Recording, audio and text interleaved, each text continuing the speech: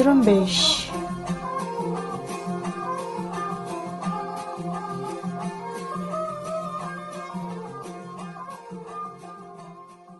یہ ریڈیو زرمبش اردو کی آواز ہے۔ آج فروری کی 26 تاریخ جمعہ کا دن اور سال 2021 ہے۔ آج کی نیوز بلیٹن میں سارن بلوچ حاضر خدمت ہے۔ ریڈیو زرمبش کی آج کی نیوز بلیٹن میں بلوچستان سمیت علاقائی اور عالمی خبریں شامل ہیں۔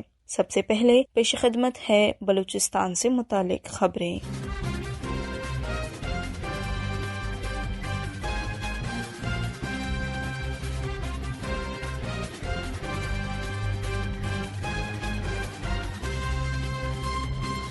خضدار میں ایک تعمیراتی کمپنی کے اہلکاروں پر بم حملہ ہوا ہے جس میں 4 افراد زخمی ہوئے۔ دھماکہ خضدار میں کٹھان لنک روڈ پر ہوا۔ دھماکے کے نتیجے میں زخمی ہونے والے افراد میں شمس الرحمان، نور اللہ، حفیظ اللہ اور قاصد شامل ہیں۔ زخمیوں کا تعلق سرحد اور پنجاب سے ہے۔ مقامی ذرائع کے مطابق زخمی ہونے والے افراد ڈی بلوچ کمپنی کے اہلکار تھے۔ تمام زخمی افراد کو DHQ ہسپتال خضدار منتقل کر دیا گیا۔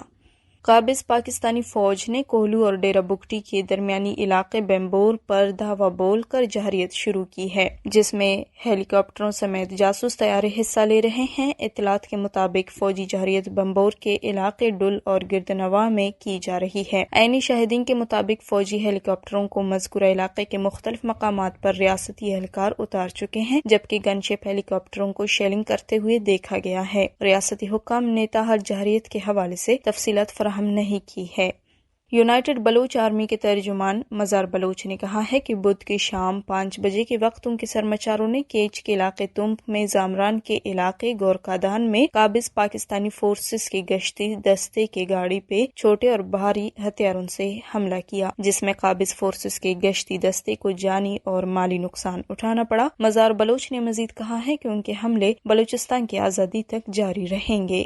دوسری طرف بلوچ ریپبلکن آرمی کے ترجمان بی بکر بلوچ نے ایک بیان میں کہا ہے کہ ان کی تنظیم سے وابستہ رکن ریاض عرف صوفی اپنے علاقے میں ایک معاشرتی مسئلے میں ملوث پایا گیا تھا اور علاقائی عوام کی شکایت پر جب مذکورہ رکن کو تنظیم کے سامنے پیش ہونے کی اطلاع دی گئی تھی تو وہ تنظیم کے سامنے پیش ہونے کی بجائے تنظیم سے باغی ہو گیا تھا جس کی بنیاد پر اس کی تنظیمی رکنیت کو ختم کر دی گئی ہے۔ بی بکر بلوچ نے دوسرے مسلح تنظیموں سے اپیل کی ہے کہ وہ مذکورہ مجرم کو اپنے تنظیموں میں پناہ دینے سے گریز کریں اور اگر مذکورہ شخص ایک عام بلوچ کی حیثیت سے تنظیم کے سامنے پیش نہیں ہوا تو اس کے خلاف سخت کارروائی کی جائے گی۔ بلوچستان سے قابض پاکستانی فوج کے ہاتھوں جبری طور پر لاپتہ 4 افراد بازیاب ہو گئے ہیں۔ بازیاب ہونے والوں میں شاکر ولد ولی محمد، اسد ولد عبداللہ، جمیل ولد حبیب اللہ اور فہد نامی نوجوان شامل ہے۔ چاروں افراد کو مختلف اوقات میں قابض ریاستی فورسز نے کیچ کے مختلف علاقوں سے لاپتہ کیا تھا۔ مستنگ میں کھڈکوچا کے علاقے قاریز امان اللہ کے قریب آئل ٹینکر اور کار میں تصادم کے بعد دونوں گاڑیوں میں آگ بھڑک اٹھی ہے جس میں کار ڈرائیور جھلس کر ہلاک ہوا۔ ڈیرہ مراد جمالی میں صدر پولیس تھانہ کے حدود میں مسلح افراد نے فائرنگ کر کے ایک شخص کو قتل کر دیا۔ صحبت پور میں غیرت کے نام پر ہونے والے فائرنگ کے نتیجے میں 2 افراد ہلاک اور 3 زخمی ہوئے۔ پاکستان کی قومی اسمبلی کی کمیٹی برائے انسانی حقوق کا اجلاس بدھ کے روز منعقد ہوا۔ اجلاس میں حکومت ارکان سمیت پاکستان کے انسانی حقوق کے وزیر شیریں مزاری بھی شریک تھے۔ بلوچستان کے مرکزی شہر کوئٹہ سے جبری طور پر لاپتہ حسان قمرانی کی بہن اور حزب اللہ قمرانی کے کزن حسیبہ بلوچ بھی اجلاس میں شریک ہوئی۔ اجلاس کے ارکان سے گفتگو کرتے ہوئے حسیبہ بلوچ کا کہنا تھا کہ میرے 2 بھائی پہلے بھی جبری طور پر لاپتہ کیے گئے اور بعد میں ان کی مسخ شدہ لاشیں برآمد ہوئی۔ حسیبہ قمرانی نے اپنے بھائی حسان قمرانی اور کزن حزب اللہ قمرانی کی جبری گمشدگی کے بارے اجلاس کو معلومات فراہم کیے۔ اجلاس کے دوران حکومتی اراکین نے محسن داوڑ کے اجلاس میں موجودگی پر اعتراضات اٹھاتے ہوئے حسیبہ قمرانی کی موقف سنے بغیر اجلاس چھوڑ کر چلے گئے۔ مغربی بلوچستان کے شہر ساروان میں گزشتہ دنوں ایرانی فورسز کی فائرنگ سے ہلاکتوں کے بعد پھوٹنے والے ہنگامے تاحال جاری ہیں اور مظاہروں کے دوران فائرنگ کے واقعے میں مزید 3 افراد کی ہلاکت اور متعدد افراد کے زخمی ہونے کی اطلاعات ملی ہیں۔ اطلاعات کے مطابق ساروان میں بڑے پیمانے پر مظاہرے جاری ہیں، جہاں سرکاری دفاتر اور گاڑیوں کو نظر آتش کرنے کے ساتھ ساتھ ایرانی فورسز کے اہلکاروں کو تشدد کا نشانہ بنایا جا رہا ہے۔ زاہدان کے صوبائی گورنر نے اطلاع دی ہے کہ چھوٹے ہتھیاروں اور گرنیڈ لانچروں سے لیس مسلح افراد نے قلعہ بد پولیس اسٹیشن کو قبضے میں لے لیا ہے۔ دوسری طرف ساروان میں حالات کو قابو کرنے کے لیے فورسز کی بھاری نفری پہنچ چکی ہے، تاہم بڑے پیمانے پر مظاہرے قابو نہیں کیے جا سکے ہیں۔ یہ تھے بلوچستان سے متعلق خبریں۔ اب علاقائی اور عالمی خبریں پیش کر رہے ہیں خلیل واڈیلا۔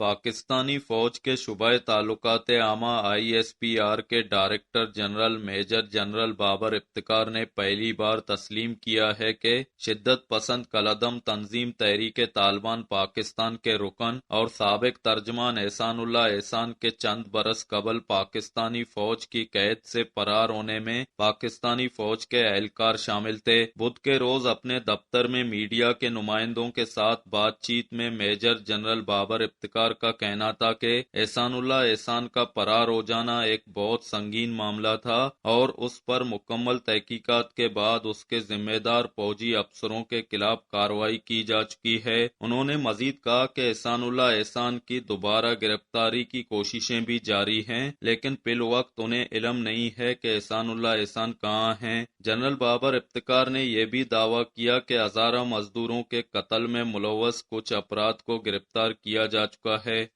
پاکستان کے وفاقی وزیر تعلیم شفقت محمود نے اعلان کیا ہے کہ پاکستان کے تمام تعلیمی ادارے 1 مارچ سے ہفتے میں 5 روز کے لیے کھلیں گے اور اس فیصلے کا اطلاق تمام تعلیمی اداروں پر ہوگا۔ جمعرات کو تمام صوبوں کے وزرائے تعلیم اور وفاق کے درمیان ہونے والے اجلاس کے بعد فیصلہ کیا گیا کہ کورونا سے متاثرہ علاقوں اور بڑے شہروں میں اسکول کھولنے کے لیے 1 روز یا متبادل دن کی پابندی 28 فروری تک تھی، تاہم پیر 1 مارچ سے ملک کے تمام تعلیمی ادارے معمول کے مطابق کھول دیے جائیں گے۔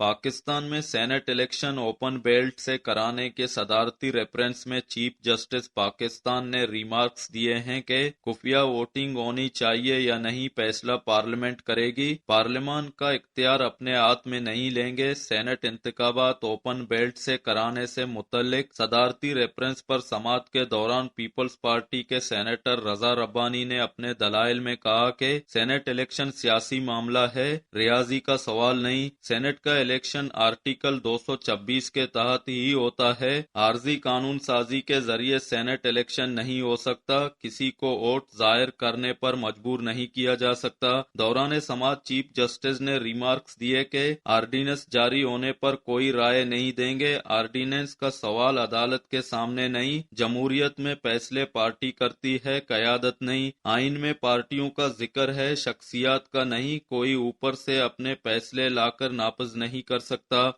افغانستان کے صوبہ ارزگان میں ایک بس کے انجن میں پانی بھر جانے سے دھماکہ ہوا ہے، جس کے بعد آگ لگ گئی، جس کے نتیجے میں ایک ہی خاندان کے 10 افراد ہلاک ہو گئے ہیں۔ افغان میڈیا کے مطابق ارزگان کے پولیس ترجمان نے تصدیق کی ہے کہ بدقسمت خاندان شادی کی ایک تقریب میں شرکت کے بعد واپس اپنے گھر جا رہا تھا کہ ان کی گاڑی دریائے ہلمند میں پھنس گئی تھی، جہاں پانی گاڑی کے انجن میں داخل ہو گیا اور انجن زوردار دھماکے سے پھٹ گیا، جس کی وجہ سے گاڑی میں آگ لگ گئی۔ طالبان نے افغان حکومت اور اس کے مغربی اتحادیوں پر الزام لگایا ہے کہ وہ گزشتہ برس طے پانے والے معاہدے پر عمل نہیں کر رہے، جن میں قیدیوں کی رہائی اور غیر ملکی افواج کی بے دخلی شامل ہے۔ دوا میں طالبان کے سیاسی دفتر کے ایک سینئر رکن نے الجزیرہ کو بتایا ہے کہ قطری دارالحکومت میں بین الافغان بات چیت کے آغاز کے 3 ماہ میں تمام طالبان قیدیوں کو رہا کیا جانا تھا، لیکن 5 ماہ سے زیادہ بڑا عرصہ گزر چکا ہے اور انہوں نے ایک بھی قیدی رہا نہیں کیا۔ دوسری طرف امریکہ کی مرکزی کمان کے سربراہ جنرل کین میکنزی نے کہا ہے کہ طالبان کے بارے میں یہ جائز شکوک پائے جا رہے ہیں کہ وہ گزشتہ سال دوا میں امریکہ کے ساتھ طے شدہ امن معاہدے میں کیے گئے وعدوں کی پاسداری نہیں کر رہے ہیں۔ جنرل میکنزی کا کہنا تھا کہ طالبان امریکہ کی قیادت میں اتحادیوں پر حملوں سے تو باز رہے ہیں، لیکن اس کے باوجود تشویش کے بعض پہلو موجود ہیں، جبکہ طالبان نے ابھی تک القاعدہ سے ناطہ نہیں توڑا ہے۔ اسرائیلی وزیر دفاع نے بدھ کے روز اعلان کیا ہے کہ اسرائیلی فوج ایسی صورتحال کی تیاری کر رہی ہے جس میں وہ ایران کو جوہری ہتھیار حاصل کرنے سے روکنے پر مجبور ہو سکتے ہیں۔ اسرائیلی وزیر دفاع بینی گنٹس کا کہنا تھا کہ یہ ذاتی جنگ نہیں بلکہ یہ پورے ملک کا مشن ہے، ہمیں اپنے اتحادیوں کے ساتھ مل کر کام کرنا ہوگا۔ اسرائیل نے ایران پر بین الاقوامی جوہری توانائی ایجنسی کی کوششوں کو تباہ کرنے کا الزام عائد کرتے ہوئے اس بات پر زور دیا کہ تہران سرخ لکیر کو عبور کر کے یورینیم کی افزودگی جاری رکھے ہوئے ہیں، مگر اسرائیل ایران کی اس پیش قدمی پر خاموش نہیں رہے گا۔ امریکی وزیر خارجہ اینٹونی بلنکن نے کہا ہے کہ امریکہ انسانی حقوق کے تحفظ اور ترویج کے لیے پوری طرح سے کاربند رہے گا۔ یہ یقین دہانی انہوں نے اقوام متحدہ کی انسانی حقوق کونسل کے 47ویں اجلاس سے خطاب کرتے ہوئے کہی۔ اپنا عہدہ سنبھالنے کے بعد UN ہیومن رائٹس کونسل میں یہ ان کی پہلی شرکت تھی۔ بلنکن نے واضح کیا کہ امریکہ پوری طرح سے کونسل کے کاموں میں شرکت کا ارادہ رکھتا ہے۔ انہوں نے کہا کہ کونسل میں اپنے اثر و رسوخ کے ساتھ کام کرنے کے خاطر امریکہ ہیومن رائٹس کونسل کے سن 2020 سے 2024 کے انتخابات میں شرکت کرے گا۔ ایکواڈور کے 3 جیلوں میں ہونے والے فسادات میں 75 قیدی ہلاک اور متعدد زخمی ہو گئے ہیں۔ اس فساد کا ذمہ دار مختلف گروہوں کے درمیان جاری دشمنی کو قرار دیا جا رہا ہے۔ عالمی خبر رساں ادارے AFP کی رپورٹ کے مطابق سیکیورٹی فورسز جیلوں کا دوبارہ کنٹرول حاصل کرنے کے لیے لڑائی لڑتے رہے، تاہم سیکیورٹی فورسز فسادات پر قابو پانے میں کامیاب ہوئے۔ ایکواڈور کے صدر لینن مورینو نے سماجی رابطے کی ویب سائٹ ٹویٹر پر بیان جاری کرتے ہوئے فسادات کا ذمہ دار مجرم گروہوں کا متعدد جیلوں میں ایک وقت میں تشدد کی کارروائیوں میں مصروف ہونا قرار دیا۔ نیدرلینڈز کی حکام نے ملکی تاریخ میں منشیات کی سب سے بڑی کیب پکڑ لی ہے۔ ڈچ حکام نے ایک بیان میں کہا ہے کہ رواں ماہ روٹرڈیم شہر سے 1500 کلو سے زائد ہیروئن ضبط کر لی گئی ہے، جو پاکستان سے نمک میں چھپا کر اسمگل کی گئی تھی۔ ذرائع کے مطابق روٹرڈیم کے پراسیکیوٹر کے دفتر سے جاری بیان میں کہا گیا ہے کہ منشیات کی یہ مقدار کسٹمز اہلکاروں نے پاکستان سے آنے والے ہمالیہ نمک کے کنٹینر سے برآمد کی۔ ضبط شدہ منشیات کی قیمت تقریباً 4.5 کروڑ یورو بنتی ہے۔ بیان میں مزید کہا گیا کہ اس کارروائی کے لیے ڈچ حکام نے برطانوی نیشنل کرائم ایجنسی کے ساتھ مل کر کام کیا۔